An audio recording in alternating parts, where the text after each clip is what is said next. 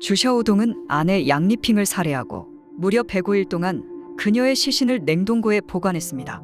그리고 그는 자수를 하게 됩니다. 양리핑은 1987년 상하이에서 태어났고 그녀는 부모님에게 한 번도 걱정을 끼치지 않을 정도로 순조로운 삶을 살았습니다.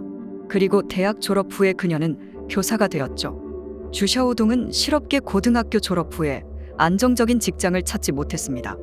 그의 유일한 장점은 비교적 잘생긴 외모와 말솜씨였습니다. 그로 인해 주샤오동은 한때 탤런트 쇼에 참가했지만 1차에서 탈락했었죠. 2012년 주샤오동은 고등학교 동창회에서 양리핑을 만나 친해지게 되었고 그 후 두 사람은 사랑에 빠지게 되어 2013년 10월 그들은 사귀게 되었습니다. 주샤오동은 패션 회사의 판매 및 재고 담당자로 월급이 4천에서 5천 위안인 반면 양리핑은 주샤오동보다 거의 2배의 급여를 받고 있었죠. 양리핑의 친구는 주샤오동에 대해 약간의 충고를 했지만 그녀는 개의치 않았고 주샤오동과의 미래가 행복할 것이라고 믿었습니다. 양리핑은 주샤오동을 자신의 집으로 초대했고 집으로 데려온 첫 남자친구였습니다. 그곳에서 주샤오동은 양리핑의 부모님과 대화를 이어나갔습니다. 주샤오동은 경제 조건이 좋지 않았으며 부모님이 어려서 이혼했다는 것을 양리핑의 부모님은 알게 되었습니다. 경찰관이었던 양리핑의 아버지는 주샤오동이 마음에 들지 않았고 딸에게 만나지 말라고 말했습니다. 그러나 양리핑은 주샤오동을 반대하면 다른 사람과는 결혼하지 않겠다고 말했죠. 딸이 그렇게 단호한 모습은 처음이었고 결국 부모님의 마음을 누그러뜨렸습니다. 이미 사랑에 깊게 빠진 양리핑은 주변 지인들의 충고도 무시했습니다. 주샤오동은 빛이 있었고 도박에 빠져 있었습니다. 심지어 그는 종종 나이트클럽도 드나들고 있었습니다. 양리핑은 모든 것을 알고 있었고 오히려 주샤오동의 빚을 갚을 수 있도록 도왔습니다. 양리핑은 결혼 직전까지 주샤오동이 불성실하다는 것을 알았지만 그를 용서했습니다. 2015년 12월 31일 결국 주샤오동과 양리핑은 혼인신고를 하게 되었고 상하이 훈커우구에 있는 오래된 집에서 신혼생활을 시작하였죠. 결혼 후 주샤오동은 비싼 브랜드 옷을 입었지만 양리핑은 항상 돈을 모아야 했습니다. 얼마 되지 않아 주샤오동은 다른 여자들과 사귀기 시작했고 아내에게 여러 번 잡혔습니다. 주샤오동은 실수를 인정했고 다시는 그러지 않겠다고 다짐할 때마다 아내는 용서했습니다. 결혼 후에도 주샤오동은 안정적인 직장을 찾지 못하고 거의 모든 생활비를 아내가 지불해야 했습니다. 2016년 8월 25일 조금씩 양리핑의 인내심이 바닥나기 시작했고 말다툼으로 이어져 갔습니다. 3일 후 이른 아침에 주샤오동은 2권의 책을 온라인으로 구입하게 됩니다.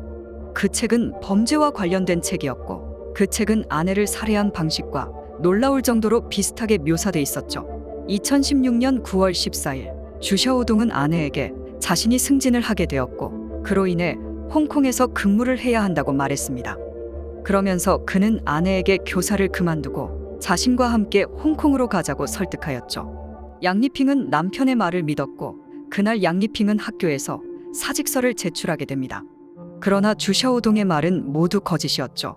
아내가 사직서를 제출한 지 일주일 후였습니다. 주샤오동은 집에 어울리지도 않고 평범한 생활 방식에도 맞지 않는 대형 냉동고를 온라인으로 구입하게 됩니다. 2016년 10월 17일 오전이었습니다. 두 사람은 다시 말다툼이 일어났고 마침내 아내는 이혼을 제안했습니다.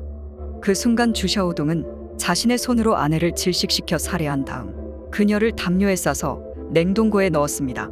오전 10시 25분 주샤오동은 아내의 휴대폰 잠금을 해제하고 44,000위안을 자신의 계좌로 이체했습니다. 오후 7시경 주샤오동은 인터넷으로 카메라를 구입했고 아내가 숨겨져 있는 냉동고 쪽으로 설치했습니다. 그 카메라는 누군가 접근하면 전화로 알려주는 기능을 가지고 있었죠. 그 후 주샤오동은 여러 곳으로 여행을 다녔고 심지어 다른 여성과 한국으로 여행을 오기도 하였죠. 범행 이후 105일 동안 주샤오동은 많은 여성들과 호텔을 드나들었습니다. 또한 아내의 신용카드로 10만 위안 이상을 인출해 자신의 명품 옷과 장신구 등을 구입하였죠. 주샤오동은 아내를 살해한 것을 은폐하기 위해 아내의 SNS에 글을 게시하여 친구와 가족들에게 그녀가 아직 살아있다고 생각하게 만들었습니다. 누군가 아내의 휴대폰으로 전화를 걸 때마다 그는 전화를 받지 않고 문자만 보냈고 바빠서 전화를 받을 수 없다고 말했죠. 그렇게 주샤오동은 범행을 은폐했지만 그리 오래가지 못했습니다. 정확히 105일 뒤 범행이 밝혀졌죠. 2017년 2월 1일, 그날은 양리핑의 아버지의 60번째 생일이었고 온 가족과 함께 축하하기로 약속되어 있었습니다. 모두가 기다렸지만 딸의 모습이 보이지 않았습니다.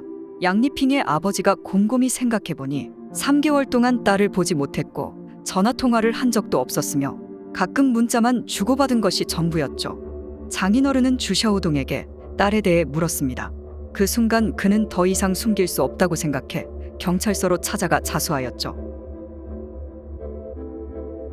2017년 8월 3일, 검찰은 주샤오동을 고의살인 혐의로 기소했습니다. 법원에서 주샤오동은 5명의 여성의 이름과 신상을 폭로하며 불륜을 인정하였죠. 2018년 8월 23일, 주샤오동은 결국 사형을 선고받게 됩니다.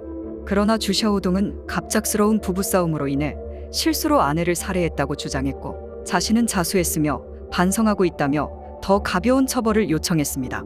하지만 검찰은 주샤오동이 범행을 사전에 계획했다고 주장했으며 아내를 살해하기 전 주샤오동이 범죄 관련 책과 냉동고를 구입했다는 점이었습니다. 2020년 6월 4일 법원은 주샤오동의 범행이 계획되었고 아내를 살해 후 방탕한 생활을 이어갔다며 사형을 확정했습니다. 시청해 주셔서 감사합니다.